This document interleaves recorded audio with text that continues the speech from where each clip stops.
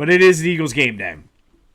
It does look like Britton Covey was activated to the active roster. Likely will be returning punts, which helps take some of the injury risk off of Cooper DeJean. But let's get into the three keys of the game. As of this morning, the spread on this game was 3. The over-under was 49. It's kind of a high total if you ask me. More on that in a minute. But how can the Eagles win this game? I think you're traveling across country. It's certainly going to be a tough test for the secondary. But how do they win this game? And I think the first key, the Rams defense, even though Aaron Donald retired, is still not too bad. They get after the quarterback, so you got to protect Hurts. And he's struggled at times this year with pressure. And you've seen it the past couple games. He sort of regressed a little bit. Like there for a while, he was making sharp decisions, quick decisions, and looked like he had some of his swag back. A little bit. I think he may have suffered a concussion the last game, but was very kind of slow with it, and you got to protect him. Make sure he has time to make the decisions and the reads. The Rams don't necessarily blitz a lot, but they do a lot of pre-snap movement and confusion, and historically that has been one of the issues heading into the season specifically that Jalen has struggled with. So he needs time. It's good. This is going to be a Jalen Hurts game because the Rams are solid against the run, so they're going to be keying on Saquon Barkley.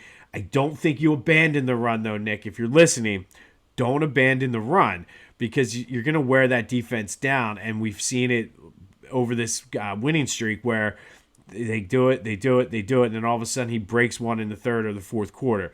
So don't abandon it, but Jalen's going to have to make some plays, so you're going to have to give him some time. So make sure he's got a clean pocket.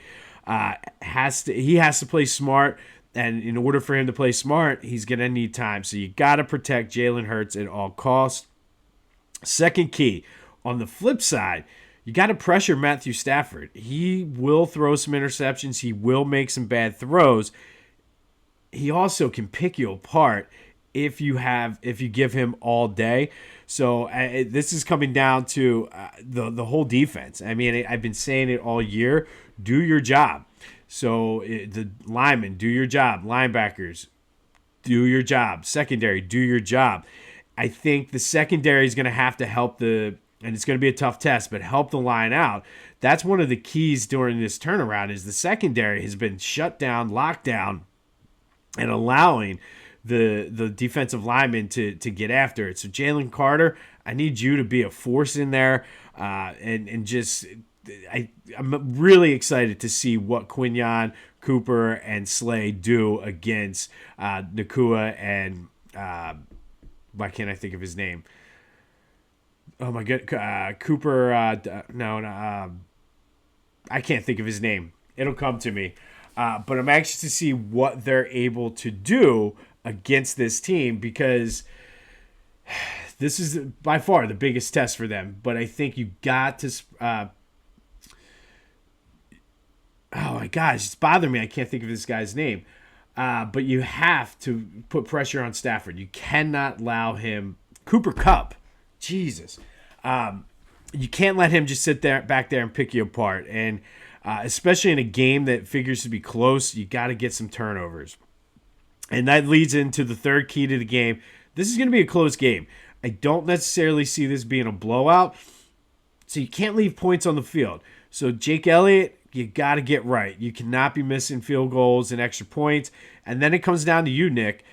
You cannot make silly decisions. Be smart. I'm not saying don't go for it on fourth down, but make sure you're being smart about what you're doing. Continue to do what you've been doing. So those are the three keys of the game. Protect Jalen Hurts, get some pressure on Stafford, and make him make bad plays, and then don't leave points on the field. Whether it's missed kicks, whether it's penalties, whether it's going for it on fourth down when you should kick it, you cannot.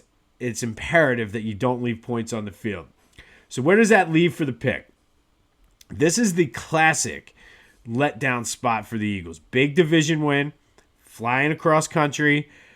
Big game next week against Baltimore, kind of the one game we've had circled all year, kind of the measuring stick. Two teams that have Super Bowl aspirations. It's going to be a close game. But I really believe that this team is a Super Bowl contender. I really believe Nick Sirianni has got them ready to play, has them believing in themselves. I don't think he has them set up for letdown games. Now, does that mean they go in there and roll the Rams? No, the games are always somewhat close when they go out to LA. But he'll have them ready to play. I think they avoid the letdown. I do believe this team is a Super Bowl contender. I believe today is the day they show it. It's going to be an ugly win. I think it's going to be one of those games where you come out of it and you feel exhausted because it's just going to be one of those back and forths and it's going to be edge of your seat. The spread is 3. I think the Eagles cover that barely. I'm seeing a low-scoring game. I really like the under in this game. I don't think either team is going to put up a ton of points. I'm thinking like 24-20, 20-16, that type of game.